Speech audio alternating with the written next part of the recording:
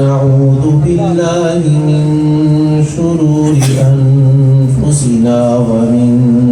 سيئات أعمالنا من يهده الله فلا مضل له ومن يضلله فلا هادي له وأشهد أن لا إله إلا الله وحده لا شريك له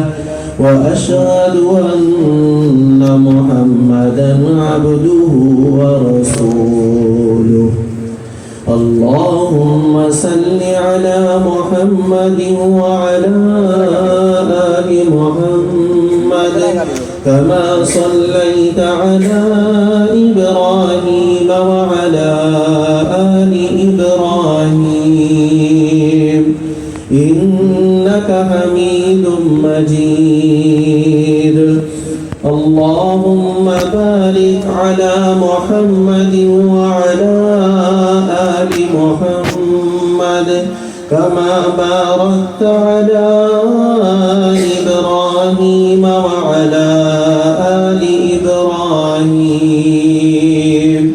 إنك حميد مجيد أما بعد فإن خير الحديث كتاب الله وخير الهدي هدي محمد صلى الله عليه وسلم وشر الأمور محدثاتها وكل محدثة بدعة وكل بدعة ضلالة وكل ضلالة في النار أعوذ بالله السميع العليم من الشيطان الرجيم من همزه ونفخه ونفسه ورحمتي وسعت كل شيء فسأكتبها للذين يتقون ويؤتون الزكاة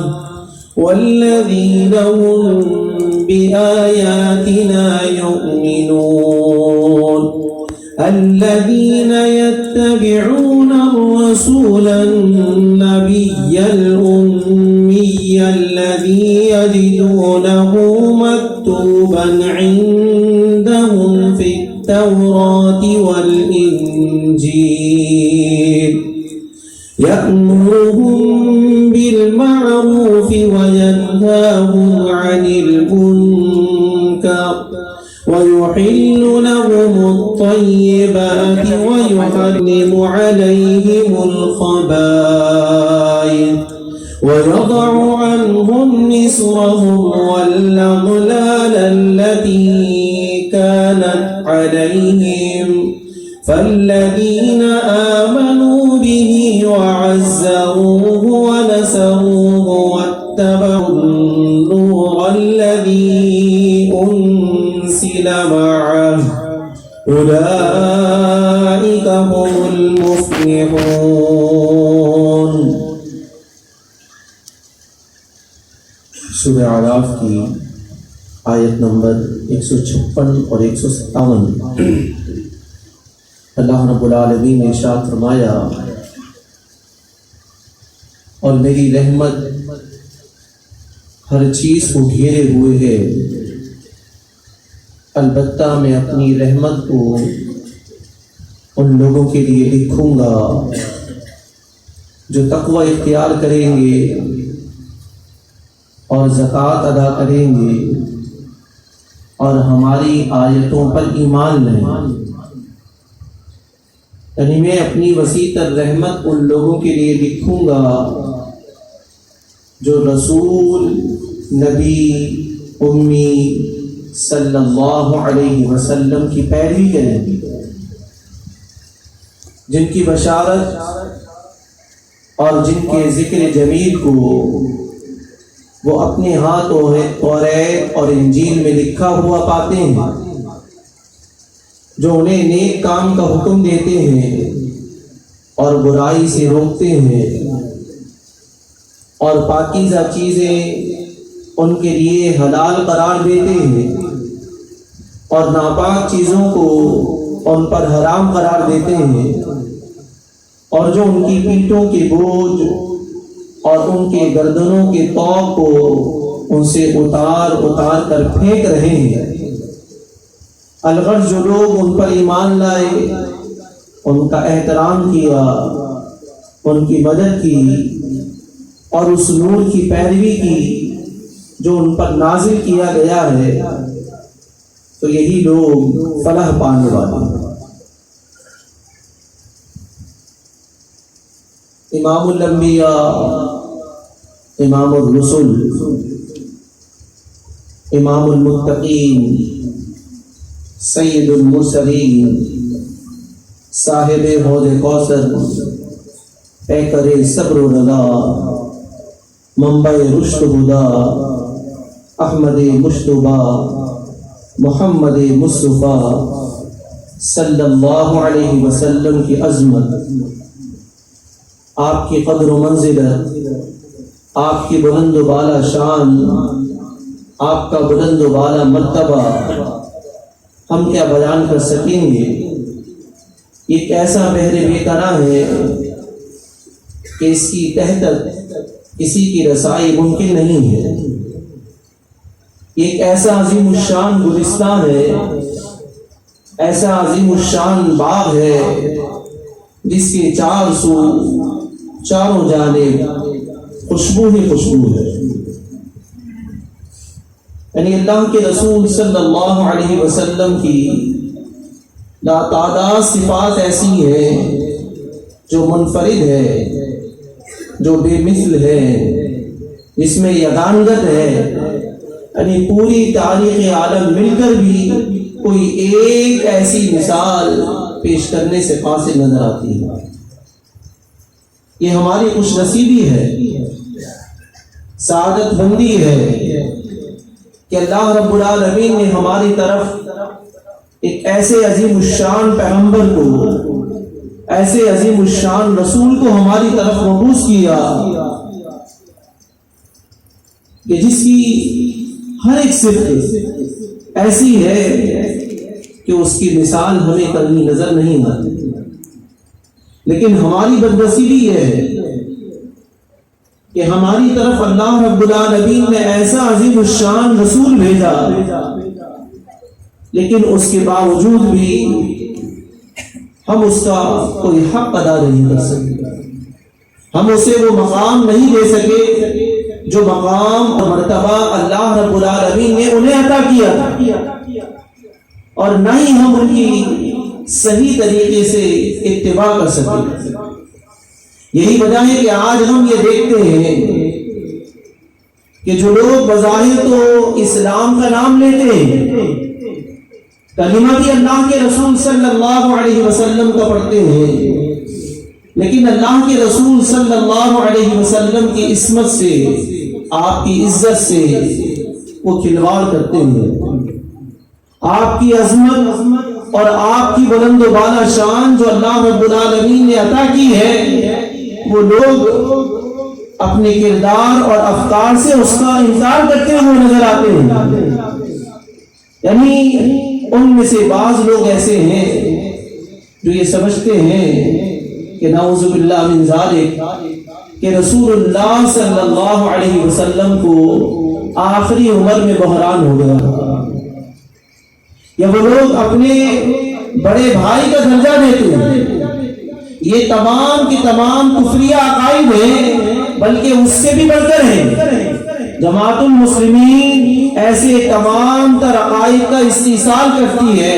یہ اکثر اس کا انکار کرتی ہے، بلکہ جماعت المسلمین اصل میں سب سے زیادہ محمد الرسول اللہ صلی اللہ علیہ وسلم سے محبت کرنے والی ہے۔ یہی وجہ ہے کہ آپ اس پوری دنیا کے اندر چراغ لے کر ڈھونڈیں، اللہ کے رسول صلی اللہ علیہ وسلم کی سنتوں سے محبت،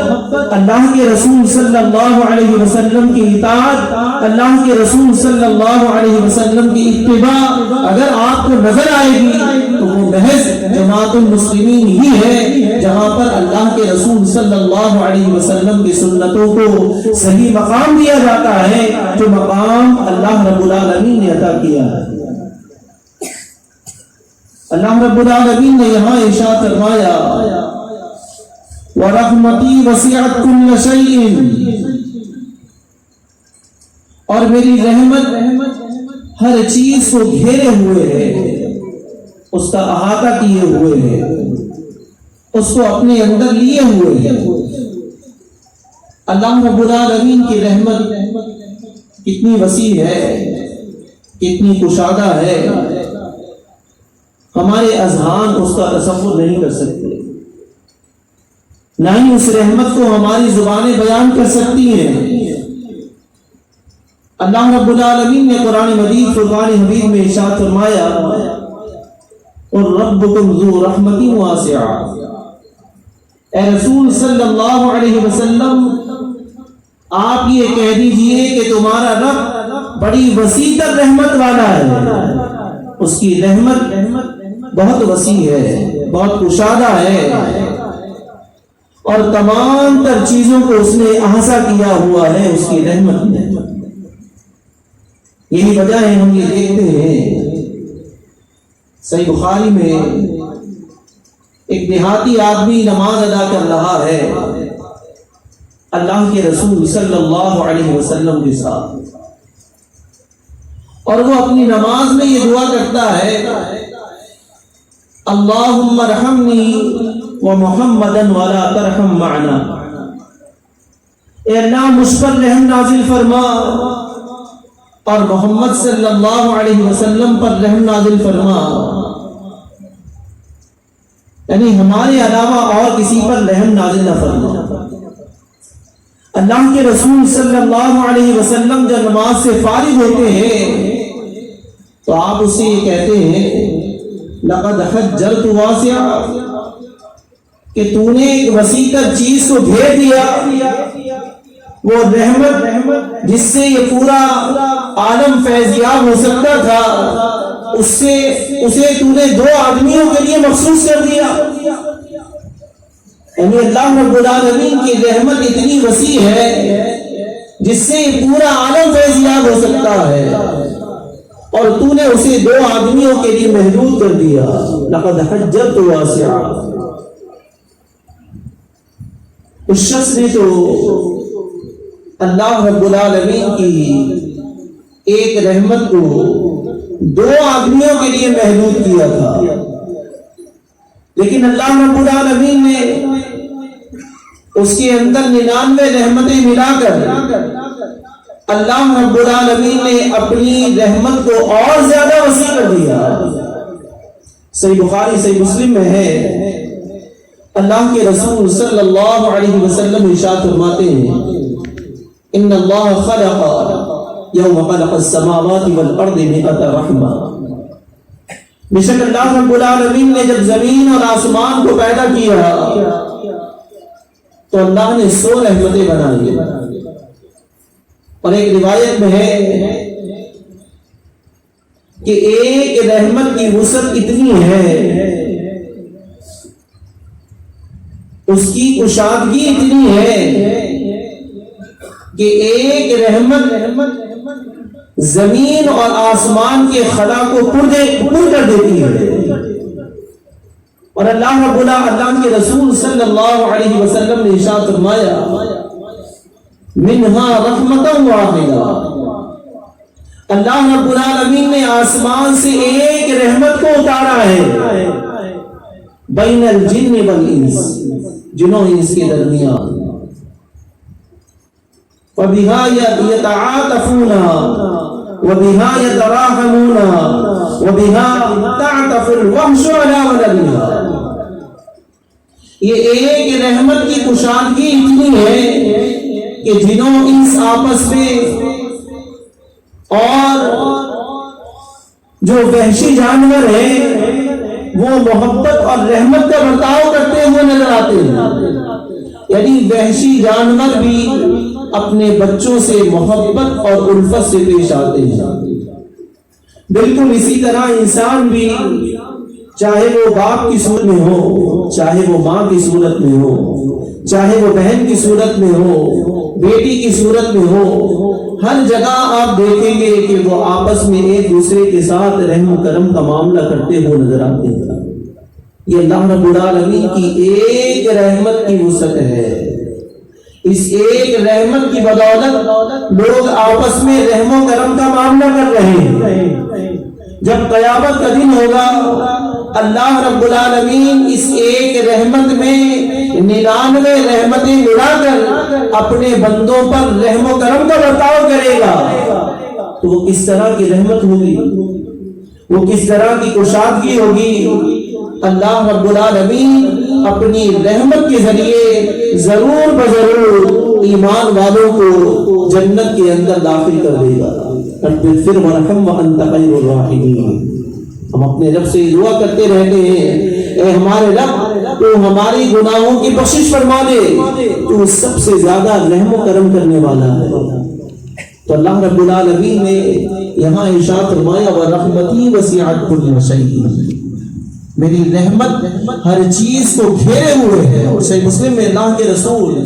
صلی اللہ علیہ وسلم نے ارشاد فرمایا لو يعلم الكافر ما عند الله من الرحمة ما قنط من جنته احد. اگر کافر کو بھی یہ معلوم ہو جائے کہ اللہ رب العالمین کی رحمت کی وسعت کتنی ہے تو وہ بھی جنت سے نا امید نہ ہو. کون کہہ رہا ہے؟ احمد مشتبہ محمد مصطفیٰ صلی اللہ علیہ وسلم. تو اللہ رب العالمین نے ارشاد فرمایا میں اپنی وسیع رحمت ان لوگوں کے لیے لکھوں گا، کن لوگوں کے لیے؟ جو لوگ تقوی اختیار کرتے ہیں، اللہ کا ڈر، اللہ کا خوف اپنے دلوں کے اندر جاگزی رکھتے ہیں، اور جو لوگ زکوٰۃ کی ادائیگی کرتے ہیں، اور جو ہماری آیات پر ایمان لاتے ہیں. یعنی اللہ رب العالمین کی وسیع رحمت کے حقدار کون لوگ ہیں؟ جو تقوی شعار ہیں، جو زکوٰۃ کی ادائیگی کر رہے ہیں، اور جو اللہ رب العالمین کی آیات پر ایمان رکھتے ہیں. ان تینوں باتوں کو اللہ رب العالمین نے ایک جملے میں سمو دیا الذین یتبعون الرسول النبی الامی. یعنی وہ لوگ جو رسول نبی امی صلی اللہ علیہ وسلم کی اتباع کرتے ہیں. یعنی جو آپ کی اتباع کرتے ہیں، جو آپ کی پیروی کرتے ہیں، یہ وہ لوگ ہیں جو اللہ رب العالمین کی وسیع رحمت کے حقدار ہیں. یعنی اللہ کے رسول صلی اللہ علیہ وسلم کی عظمت، آپ کی قدر و منزلت، آپ کی بلند و بالا شان یہ ہے کہ آپ کی پیروی کرنے والا، آپ کی اتباع کرنے والا، آپ کے قدم بقدم چلنے والا اللہ رب العالمین کی رحمت کا حقدار ٹھہر جاتا ہے. یہ اللہ کے رسول صلی اللہ علیہ وسلم کی عظمت ہے. یہ اتباع کیا ہے؟ یہ اتباع اللہ کے رسول صلی اللہ علیہ وسلم کی پیروی ہے، آپ کے قدم بقدم چلنا ہے. دیکھیے آج مختلف قسم کے مذاہب، مسالک، مکاتب فکر موجود ہیں، لیکن وہ اللہ کے رسول صلی اللہ علیہ وسلم کی اتباع کو، آپ کی سنت کو وہ مقام نہیں دیتے جو اللہ رب العالمین نے عطا کیا ہے. یہی وجہ ہے کہ جماعت المسلمین ترک سنت کو گمراہی سمجھتی ہے، اور جماعت المسلمین مختلف قسم کے اجتماعات میں کبھی تحریرات کے ذریعے یہ جو چیز امت کے اندر آ گئی ہے کہ جو لوگ یہ کہتے ہیں کہ یہ سنت ہی تو ہے، یعنی یہ الفاظ کہہ کر سنت کا استخفاف کرتے ہیں، اسے خفیف کر دیتے ہیں، اس کے مقام کو گھٹا دیتے ہیں۔ اللہ رب العالمین نے جسے مقام عطا کیا ہو، جس چیز کو اللہ رب العالمین نے امت کے لیے فرض قرار دے دیا ہو، کیا کسی شخص کے لیے جائز ہے کہ وہ اس کی تخفیف کر سکے؟ اللہ رب العالمین نے حکم دے کر محمد الرسول اللہ صلی اللہ علیہ وسلم کی اتباع کو اس امت کے لیے لازم قرار دے دیا۔ کیا فرمایا؟ وَاتَّبِعُوهُ لَعَلَّكُمْ تَهْتَدُونَ، اے ایمان والو تم رسول اللہ صلی اللہ علیہ وسلم کی اتباع کرو تاکہ تم ہدایت یاب ہو جاؤ۔ یعنی ہدایت کب ملے گی؟ جب ہم محمد الرسول اللہ صلی اللہ علیہ وسلم کی اتباع کریں گے۔ یہ اللہ کے رسول صلی اللہ علیہ وسلم کا مقام ہے، یہ آپ کی بلند و بالا عظمت ہے۔ دیکھیے آج لوگ مختلف قسم کی آئیڈیل تلاش کرتے ہیں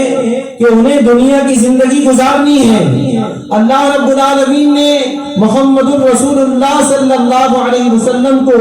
ہمارے لیے آئیڈیل مقرر کیا، ہمارے لیے اللہ رب العالمین نے ان کی زندگی کو نمونہ قرار دیا ہے۔ آج ہم جو رسوا ہیں، اس رسوا ہونے کی وجہ کیا ہے؟ اس کی وجہ یہ ہے کہ ہم نے محمد رسول اللہ صلی اللہ علیہ وسلم کے طریقے کو اپنانا چھوڑ دیا۔ ہم نے اپنے مختلف قسم کے آئیڈیل مقرر کر دیے جو محض صرف اور صرف دنیا تک ہی محدود ہیں۔ اللہ رب العالمین نے ہمیں جو آئیڈیل دیا وہ تو دنیا کے اندر بھی اگر ہم ان کی اتباع کرتے ہیں، ان کی پیروی کرتے ہیں، ان کی اطاعت میں اپنی زندگی بسر کرتے ہیں تو ہم دنیا کی زندگی میں بھی کامیاب ہو سکتے ہیں اور آخرت میں بھی اللہ رب العالمین کی طرف سے فلاح اور کامیابی مل سکتی ہے۔ یہی وجہ ہے اللہ رب العالمین نے اہل ایمان کے لیے ارشاد فرمایا لقد کان لکم فی رسول اللہ اسوۃ حسنہ، اے ایمان والو تمہارے لیے رسول اللہ صلی اللہ علیہ وسلم کی زندگی میں بہترین نمونہ ہے۔ آج دیکھیے کہ ہم اللہ کے رسول صلی اللہ علیہ وسلم کے نام پر مرنے مٹنے کو تو تیار ہو جاتے ہیں، یہاں تک کہ اپنی گردنیں کٹوانے کے لیے بھی تیار ہو جاتے ہیں، لیکن جب معاملہ آتا ہے اللہ کے رسول صلی اللہ علیہ وسلم کی اتباع کا، آپ کی اطاعت کا، آپ کی سنتوں پر عمل کرنے کا، تو ہم یہ دیکھتے ہیں کہ ہم بہت دور چلے جاتے ہیں۔ یہ کیسی محبت ہے؟ یہ کیسا حب رسول ہے؟ یہ کیسے حب رسول کا تقاضا ہے؟ کیا ہم بھی تو وہی کام سر انجام نہیں دے رہے جو لوگ اللہ کے رسول صلی اللہ علیہ وسلم کے ساتھ گستاخیاں کر رہے ہیں؟ دیکھیے عملی گستاخی تو ہم بھی کر رہے ہیں، اللہ کے رسول صلی اللہ علیہ وسلم کے احکامات کو پسے پش ڈال دینا، آپ کی سنتوں کو وہ مقام نہ دینا جو مقام اللہ رب العالمین نے عطا کیا ہے۔ ہم بھی تو اللہ کے رسول صلی اللہ علیہ وسلم کے گستاخ ہیں۔ اگر ہم یہ چاہتے ہیں کہ ہم واقعتاً اللہ کے رسول صلی اللہ علیہ وسلم کی اتباع کرنے والے بن جائیں تو ہمیں اللہ کے رسول صلی اللہ علیہ وسلم کے اسوے کے مطابق اپنے آپ کو ڈھالنا ہوگا۔ دیکھیے اگر ہم اس بات کا تقاضا کرتے ہیں یا ہم علی الاعلان یہ بات کہتے ہیں کہ ہم اللہ رب العالمین سے شدید محبت کرتے ہیں، یعنی ایک ایمان والے کا دعویٰ کیا ہے کہ وہ اللہ رب العالمین سے شدید محبت کرتا ہے، والذین آمنوا اشد حبا للہ، جو لوگ ایمان والے ہیں وہ شدید اللہ رب العالمین سے محبت کرتے ہیں۔ اس محبت کا تقاضا کیا ہے؟ اللہ رب العالمین نے قرآن مجید فرقان حمید میں ارشاد فرمایا قل ان کنتم تحبون اللہ فاتبعونی یحببکم اللہ، اے رسول صلی اللہ علیہ وسلم آپ ان سے یہ کہہ دیجئے کہ اگر تمہیں اس بات کا تم دعویٰ کرتے ہو یعنی اللہ رب العالمین سے محبت کا تم دعویٰ کرتے ہو تو تمہیں کیا کرنا ہوگا؟ فاتبعونی، تمہیں میری پیروی کرنی ہوگی، میری اتباع کرنی ہوگی، میرے قدم بقدم چلنا ہوگا۔ یحببکم اللہ، اللہ رب العالمین تم سے محبت کرے گا۔ یعنی محبوب کی محبوبیت کا عالم یہ ہے کہ جو کوئی بھی اس کے مطابق اپنی زندگی کو ڈھالتا ہے اللہ رب العالمین بھی اس سے محبت کرنے والا بن جاتا ہے۔ آج لوگ یہ سمجھتے ہیں کہ فلاں آدمی ولی ہے، وہ اللہ کے رسول صلی اللہ علیہ وسلم کی سنتوں کو پامال کرتا ہے،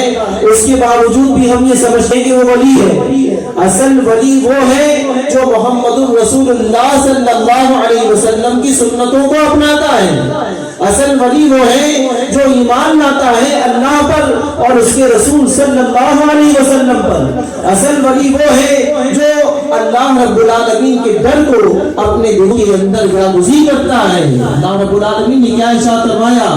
الا ان اولیاء اللہ لا خوف علیہم ولا هم يحزنون الذین آمنوا وكانوا يتقون۔ خبردار ہو جاؤ، اللہ رب العالمین کے جو ولی ہیں، اللہ رب العالمین کے جو دوست ہیں، انہیں قیامت کے دن کوئی خوف ہوگا اور نہ وہ غمگین ہوں گے۔ وہ کون لوگ ہوں گے؟ الذین آمنوا وكانوا يتقون،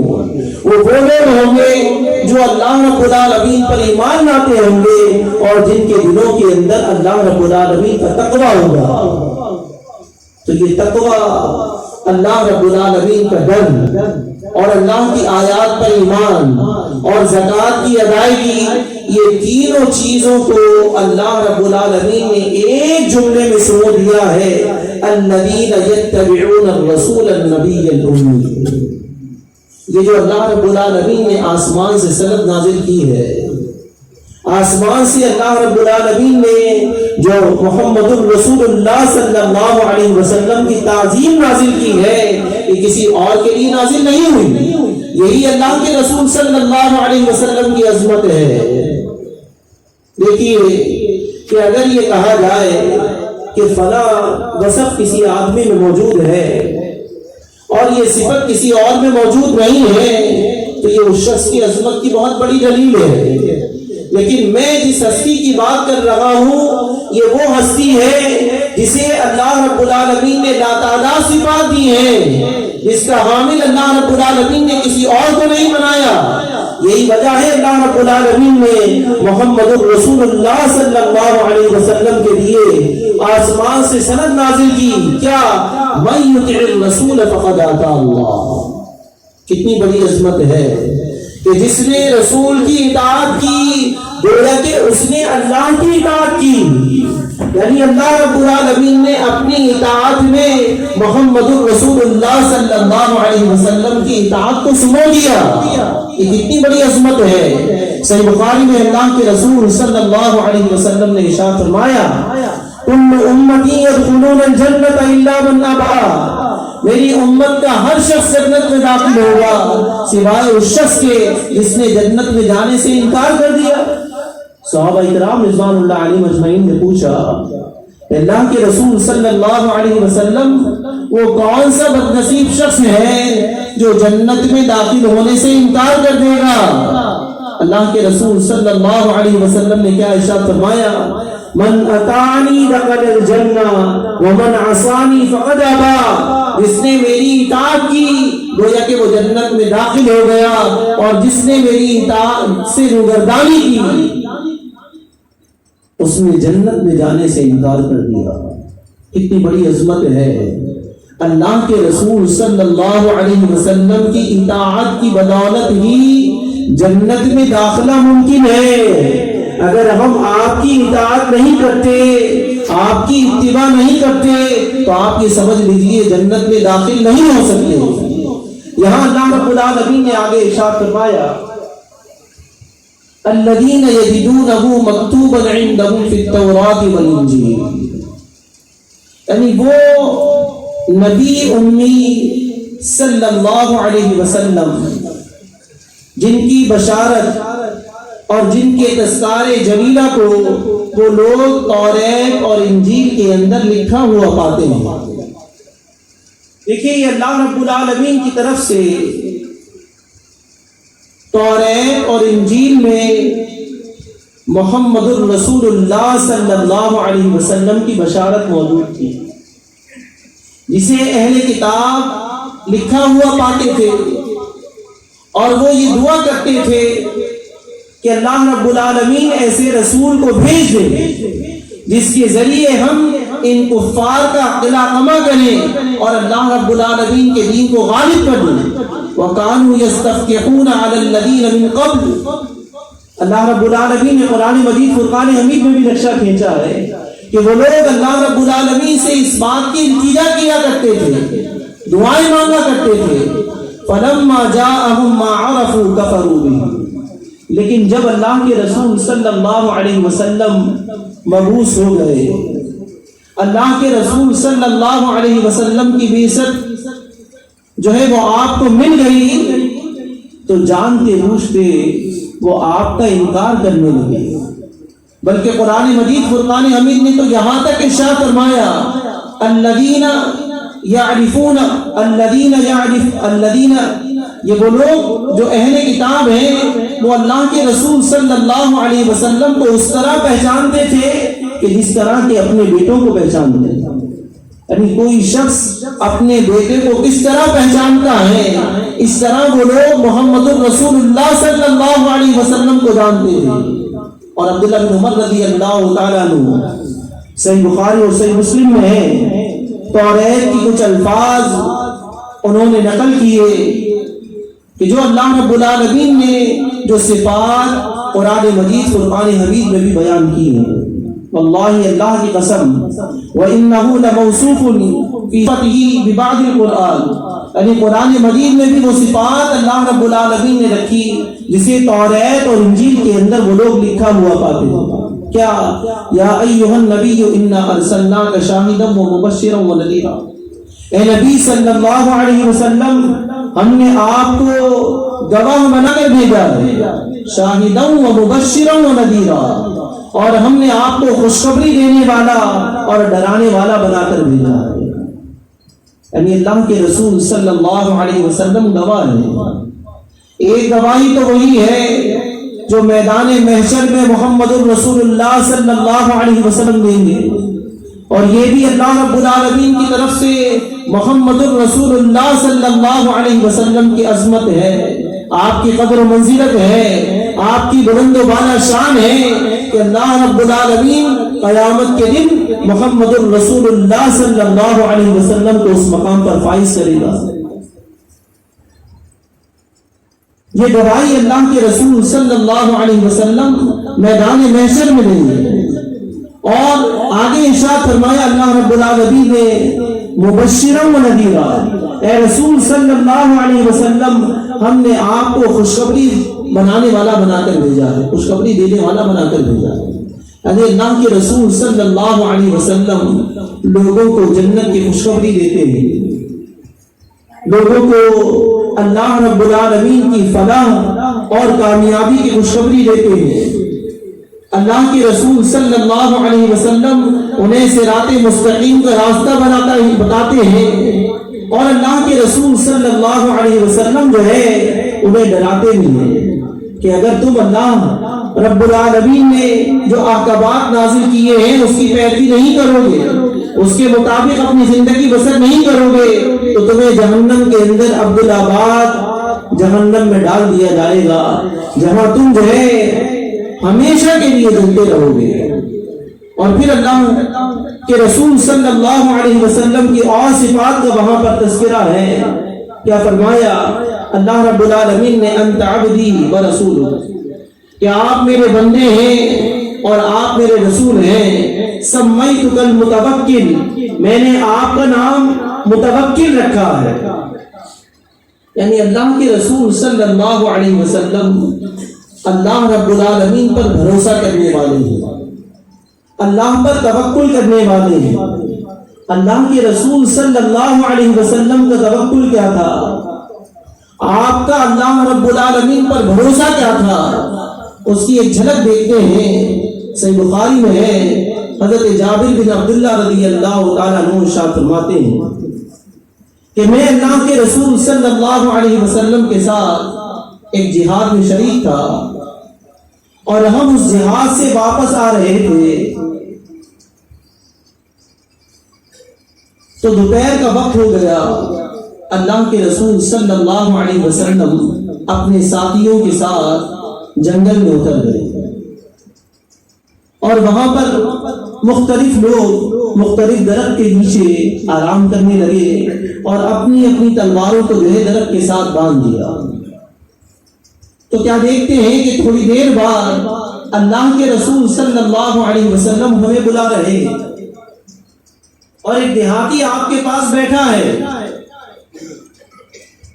اللہ کے رسول صلی اللہ علیہ وسلم نے ارشاد فرمایا کہ یہ شخص میرے پاس آیا اور اس نے مجھ پر تلوار سونت لی اور یہ کہا کہ اب تم یہ بتاؤ کہ تمہیں مجھ سے کون بچائے گا. اللہ کے رسول صلی اللہ علیہ وسلم نے ارشاد فرمایا اللہ ثلاثاً، یعنی 3 مرتبہ آپ نے کہا اللہ اللہ اللہ، اور اس شخص پر ان الفاظ کی بدولت ایسی ہیبت تاری ہوئی کہ مسند احمد میں ہے کہ وہ شخص بیٹھ گیا اور اس کے ہاتھ سے تلوار چھوٹ گئی. اندازہ لگائیے ایسے وقت میں کہ جب یہ معلوم ہو کہ سامنے دشمن ہے اور اس کے پاس ہتھیار موجود ہیں اور وہ اب اس پر حملہ آور ہونے والا ہے، ایسے موقع پر اللہ کے رسول صلی اللہ علیہ وسلم کس طرح اللہ رب العالمین پر توکل کر رہے ہیں. یہ محمد الرسول اللہ صلی اللہ علیہ وسلم کی عظمت ہی تو ہے جو ہم سماعت کر رہے ہیں. بہرحال ایسے کتنے ہی واقعات ہیں جنہیں بیان کیا جائے. اللہ کے رسول صلی اللہ علیہ وسلم پر جب مکے والوں نے زمین کو تنگ کر دیا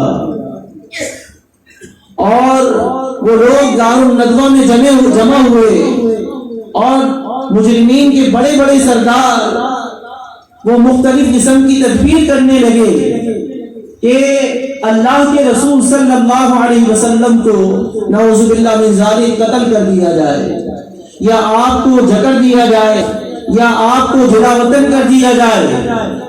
یہ تمام کی تمام تدبیرات وہ لوگ کر رہے ہیں اور اللہ رب العالمین بھی محمد الرسول اللہ صلی اللہ علیہ وسلم کے لیے تدبیر کر رہا ہے. وَإِذْ يَمْكُرُ بِكَ الَّذِينَ كَفَرُوا لِيُثْبِتُوكَ أَوْ يَقْتُلُوكَ أَوْ يُخْرِجُوكَ وَيَمْكُرُونَ وَيَمْكُرُ اللَّهُ وَاللَّهُ خَيْرُ الْمَاكِرِينَ. یعنی وہ لوگ بھی مختلف قسم کی تدبیریں کر رہے ہیں. کوئی کہتا ہے کہ آپ کو پابند سلاسل کر دیا جائے، کوئی کہتا ہے کہ آپ کو جلا وطن کر دیا جائے، کوئی کہتا ہے کہ آپ کو قتل کر دیا جائے، اور اللہ رب العالمین بھی تدبیر کر رہا ہے. اور اللہ نے کیا ارشاد فرمایا واللہ خیر الماکرین، اور اللہ رب العالمین تو سب سے زیادہ بہتر تدبیر کرنے والا ہے. اللہ کے رسول صلی اللہ علیہ وسلم کے گھر کا محاصرہ ہوا ہے. تمام کفار کے بڑے بڑے رؤوسا عقبہ بن ابی معیط، ابو جہل اور اس طرح کے تمام کفار کے بڑے بڑے زعماء اور سردار اللہ کے رسول صلی اللہ علیہ وسلم کے گھر کا گھیراؤ کیے ہوئے ہیں کہ اب محمد صلی اللہ علیہ وسلم باہر نکلیں گے اور ہم جو ہے وہ آپ پر کسی طرح حاوی ہو جائیں گے. اللہ کے رسول صلی اللہ علیہ وسلم اپنے بستر پر حضرت علی رضی اللہ تعالیٰ عنہ کو سلاتے ہیں اور آپ ان کے سامنے سے گزر جاتے ہیں اور اللہ رب العالمین ان کے آنکھوں میں ایسا پردہ ڈال دیتا ہے کہ اللہ کے رسول صلی اللہ علیہ وسلم انہیں بالکل نظر نہیں آتے. اور یہی نہیں، جب اللہ کے رسول صلی اللہ علیہ وسلم اور ابو بکر رضی اللہ تعالیٰ عنہ کا تعاقب کیا جاتا ہے، جب سراقہ بن مالک بن جوشم جب ان کے پیچھے آتا ہے، اللہ کے رسول صلی اللہ علیہ وسلم قرآن مجید کی تلاوت کر رہے ہیں. اللہ رب العالمین پر کامل بھروسہ ہے، کامل توکل ہے کہ اللہ کے رسول صلی اللہ علیہ وسلم کے پائے استقلال میں کوئی لرزش نہیں آتی. حضرت ابوبکر صدیق رضی اللہ تعالیٰ عنہ کہتے ہیں کہ اللہ کے رسول صلی اللہ علیہ وسلم ہمارے قریب دشمن آ چکے ہیں، آپ کیا کہتے ہیں؟ اے ابوبکر گھبراؤ نہیں، اللہ رب العالمین ہمارے ساتھ ہے۔ اور اللہ کے رسول صلی اللہ علیہ وسلم اس کی طرف دیکھتے ہیں اور اللہ سے دعا کرتے ہیں اور اللہ رب العالمین اس کو اس کے گھوڑے سمیت جو ہے گرا دیتا ہے۔ یہ تمام کا تمام اللہ رب العالمین پر کامل بھروسہ ہے محمد رسول اللہ صلی اللہ علیہ وسلم کا، اور یہی آپ کی بلند و بالا شان ہے، یہی آپ کی بلند و بالا عظمت ہے، یہی آپ کا بلند و بالا مرتبہ ہے۔ یہی نہیں، جب اللہ کے رسول صلی اللہ علیہ وسلم غار سور میں پہنچ جاتے ہیں اور وہ دشمنان اسلام اللہ کے رسول صلی اللہ علیہ وسلم کے تعاقب میں وہاں تک پہنچ جاتے ہیں، اور ابوبکر صدیق رضی اللہ تعالیٰ عنہ جو سب سے زیادہ محمد الرسول اللہ صلی اللہ علیہ وسلم سے محبت کرنے والے جانثار صحابی ہیں، خلیفہ اول ہیں،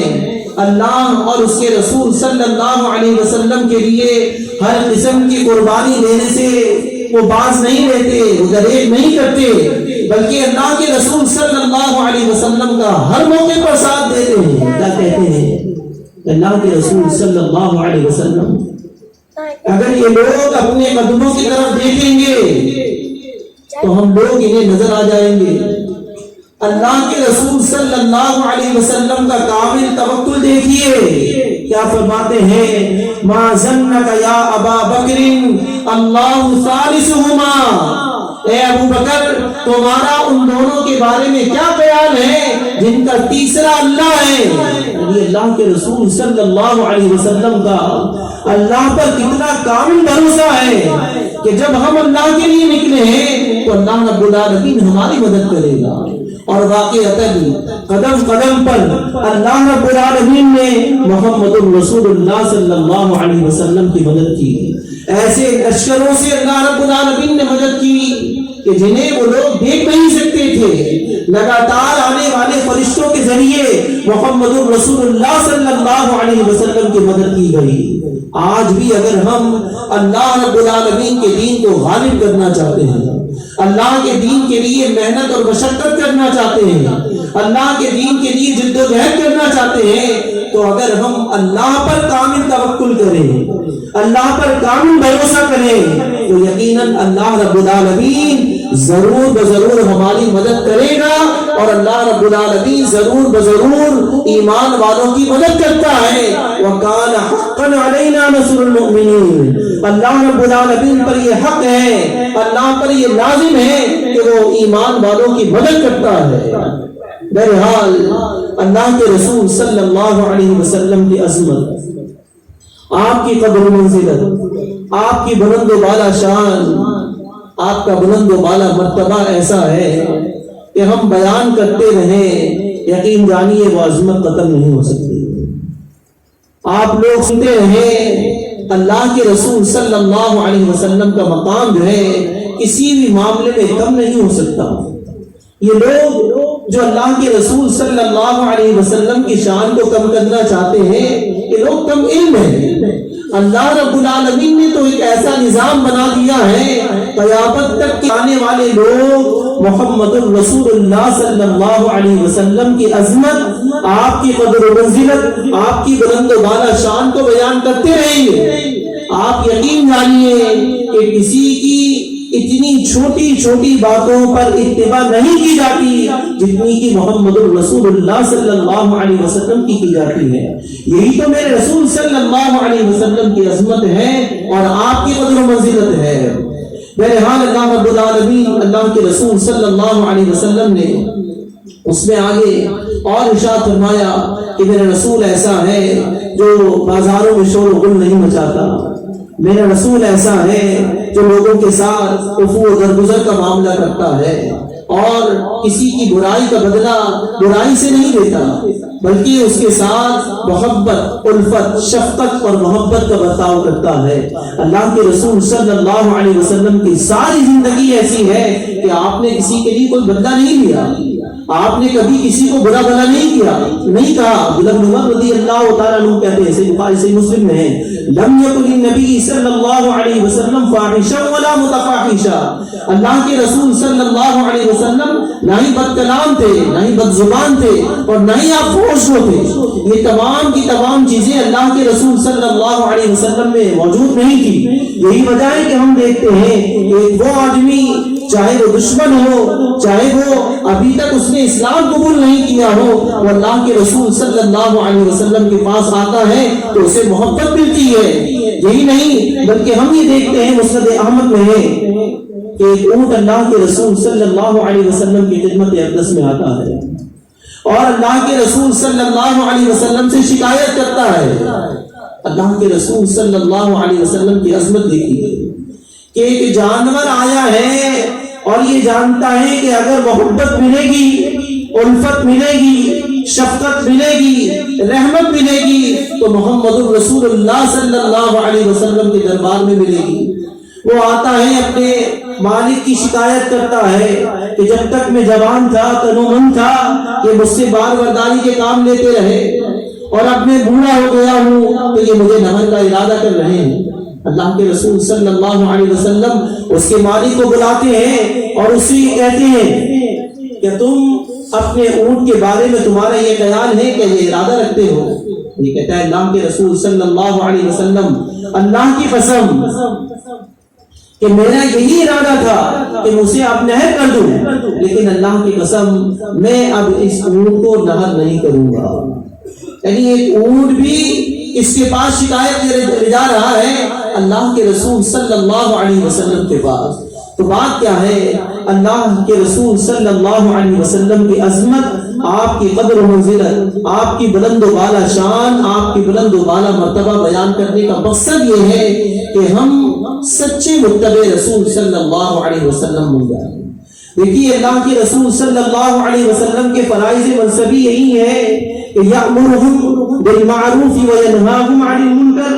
کہ یہ نیک باتوں کا حکم دیتے ہیں اور بری باتوں سے روکتے ہیں۔ وَيُحِلُّ لَهُمُ الطَّيِّبَاتِ وَيُحَرِّمُ عَلَيْهِمُ الْخَبَائِثَ، اور پاکیزہ چیزیں تم پر حلال کر رہے ہیں اور ناپاک چیزوں کو تم پر حرام قرار دے رہے ہیں، اور جو تمہارے پیٹھوں پر معاشرے نے جو بوجھ ڈال دیے تھے جہالت کی رسومات کے یا تقلید کا جو طوق ان کے دلوں، ان کی گردنوں میں ڈال دیا تھا، اللہ کے رسول صلی اللہ علیہ وسلم اسے اتار کر پھینک رہے ہیں۔ فالذین آمنوا بہ، یہ اللہ کے رسول صلی اللہ علیہ وسلم کے فرائض منصبی۔ اب ہمیں کیا کرنا ہے اللہ رب العالمین بتا رہا ہے، فالذین آمنوا بہ وعزروہ ونصروہ واتبعوا النور الذی انزل معہ اولئک هم المفلحون۔ تو جو کوئی بھی جو ان پر ایمان لایا ہے، فالذین آمنوا بہ وعزروہ، اور ان کا احترام کیا، ونصروہ، اور ان کی مدد کی، اور اس نور کی پیروی کی جو اللہ نے آسمان سے نازل کیا، یہی لوگ فلاح پانے والے ہیں۔ یعنی اس آیہ مبارکہ کے شروع میں ہم نے یہ سنا تھا کہ اللہ رب العالمین کی وسیع تر رحمت کے اصل حقدار کون لوگ ہیں؟ جو اتباع رسول صلی اللہ علیہ وسلم کرتے ہیں۔ اور آیت کے اس آخری ٹکڑے میں کیا ارشاد فرمایا کہ فلاح کے حقدار کون لوگ ہیں؟ جو ایمان لاتے ہیں اللہ کے رسول صلی اللہ علیہ وسلم پر، جو آپ کا احترام کرتے ہیں اور جو آپ کی مدد کرتے ہیں، اور جو اللہ نے آسمان سے نور نازل کیا ہے اس کی پیروی کرتے ہیں۔ جب اللہ کی رحمت مل جائے گی اور فلاح مل جائے گی تو یہ دونوں چیزیں جب جمع ہو جائیں گی تو یقیناً جنت میسر آ جائے گی۔ اور اگر یہ دونوں چیزیں ہمیں نہیں ملی تو آپ یقین جانیے جنت سے محرومی ہوگی۔ بہرحال اگر ہم یہ چاہتے ہیں کہ اللہ رب العالمین ہمیں جنت کے اندر داخل کر دے تو ہمیں اللہ کے رسول صلی اللہ علیہ وسلم کی اتباع کرنی ہے۔ دیکھیے صحابہ کرام رضوان اللہ علیہ مجمعین نے ہر موقع پر اللہ کے رسول صلی اللہ علیہ وسلم کا ساتھ دیا۔ ابھی آپ اسد اللہ صاحب سے سن رہے تھے کہ جنگ بدر کا جو موقع تھا کیسی قسم پرسی کی حالت تھی کہ 313 یا 319 صحابہ کرام رضوان اللہ علیہ مجمعین، اور وہاں پر 1000 کا لشکر ہے کفار کا، اور وہ تمام کا تمام سامان حرب سے لیس ہے، اور یہاں صحابہ کرام رضوان اللہ علیہم اجمعین جو ہے وہ نہتے ہیں، ان کے پاس کچھ نہیں ہے، ان کے پاس لڑنے کے لیے جو چیز ہے وہ جذبہ ہے۔ یہی وجہ ہے صحابہ کرام رضوان اللہ علیہم اجمعین کیا کہتے ہیں، اے اللہ کے رسول صلی اللہ علیہ وسلم، اگر آپ ہمیں حکم دیں گے تو ہم موسیٰ علیہ السلام کے ساتھیوں کی طرح نہیں کہیں گے، بلکہ ہم تو آپ کے آگے، آپ کے پیچھے، آپ کے دائیں، آپ کے بائیں، ہر جگہ ہم لڑتے رہیں گے۔ تو جس طرح انہوں نے اللہ کے رسول صلی اللہ علیہ وسلم کا ساتھ دیا ہے، بالکل اسی طرح ہم یہ دیکھتے ہیں کہ جماعت المسلمین کے جو لوگ ہیں انہوں نے بھی ہر موقع پر، ہر جگہ پر، ہر معاملے میں جماعت المسلمین کا ساتھ دیا ہے، دامے گرمے سکھ میں ہر طریقے سے اللہ کے دین کو غالب کرنے کے لیے، اللہ کے دین کی محنت کے لیے، اللہ رب العالمین کے دین کے غلبے کے لیے وہ لوگ محنت اور مشقت کرتے رہے ہیں۔ یہی وجہ ہے کہ آج ہم یہ دیکھتے ہیں کہ ہماری ایک مسجد بھی نہیں تھی اور اللہ رب العالمین نے ہمیں کئی 100 مسجدوں سے نوازا۔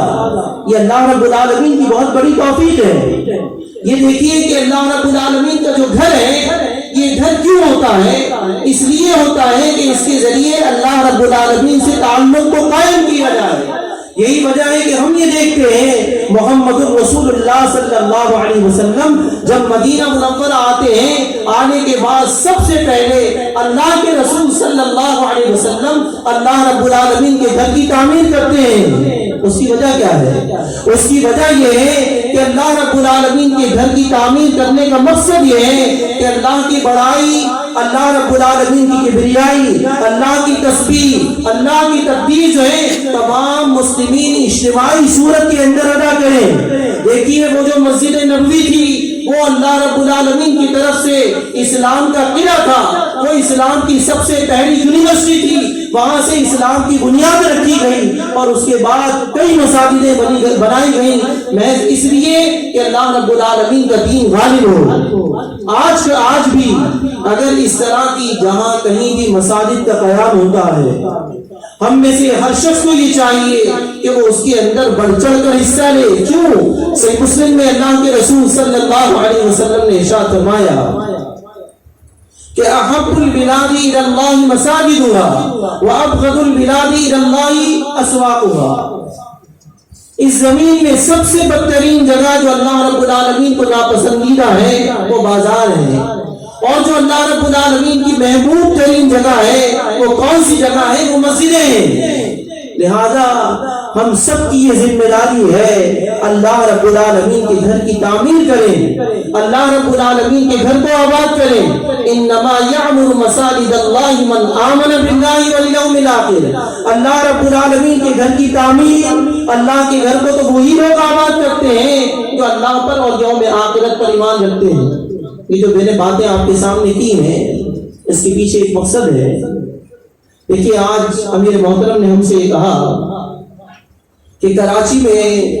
ہمارے پاس ایک ایسی جگہ جو شہر کے وسط میں ہے، وہاں پر ہمیں اللہ رب العالمین کے گھر کی توسیع کے لیے کچھ جگہیں مل رہی ہیں، کچھ ٹکڑے مل رہے ہیں۔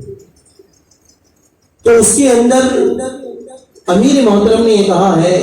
کہ پاکستان بھر سے تمام تر مسلمین اس میں اپنے حصے کو ملائے، کیونکہ یہ جو چیز ہے کہ کوئی ایک آدمی اسے پورا نہیں کر سکتا۔ اچھا اگر ایک یا 2 آدمی پورا کر لیں تو اجر تو وہ لوگ لوٹ جائیں گے۔ تو یہ ایک قسم کا موقع دیا جا رہا ہے ہر اس شخص کے لیے جسے اللہ رب العالمین نے کچھ نہ کچھ دیا ہے، وہ اللہ رب العالمین کے اس گھر کی تعمیر کے لیے، اس کی ترقی کے لیے ہے اپنا حصہ ملائے۔ تو یہاں پر آپ کے امیر جماعت موجود ہیں صوبہ سندھ کے الطاف صاحب، ان کے پاس آئیے اور اللہ رب العالمین کے گھر کی تعمیر، اس کی ترقی، اس کی توسیع کے لیے اپنا حصہ ملائیے۔ صحیح بخاری صحیح مسلم میں اللہ کے رسول صلی اللہ علیہ وسلم نے ارشاد فرمایا کہ من بنا مسجدن من اللہ لہ بیتن فی الجنہ، جو شخص بھی اس زمین میں اللہ رب العالمین کا گھر تعمیر کرے گا، اللہ رب العالمین اس کے لیے جنت میں گھر تعمیر کرے گا۔ تو یہ کتنی بڑی اللہ رب العالمین کی طرف سے ہمارے لیے خوش نصیبی ہے کہ جو رقم اللہ رب العالمین نے جو رزق ہمیں دیا ہے، ہم اسے اللہ رب العالمین کے راستے میں دیتے ہیں۔ تو اللہ رب العالمین کے راستے میں یہ دینا اللہ رب العالمین قبول فرمائے۔ تو بڑھ چڑھ کر اس کے اندر حصہ لیجیے اور آئندہ پھر اسے دینے کا عزم کیجیے۔ جہاں کہیں بھی اللہ رب العالمین کے گھر کی تعمیر ہو رہی ہے، اللہ کے دین کا کام ہوتا ہے، اس کے اندر اپنے حصے کو ملاتے رہیے۔ اللہ رب العالمین ہم تمام کا حامی و ناصر ہو۔ میں ان تمام لوگوں کا شکریہ ادا کرتا ہوں، خصوصاً آپ کے صوبائی امیر صاحب الطاف تونیو صاحب اور یہاں کے جو امیر ہیں سرفراز صاحب یا ان کی ٹیم، جن لوگوں نے اللہ رب العالمین کے اس دین کے لیے محنت، مشقت اور جد و جہد کا کام کیا ہے۔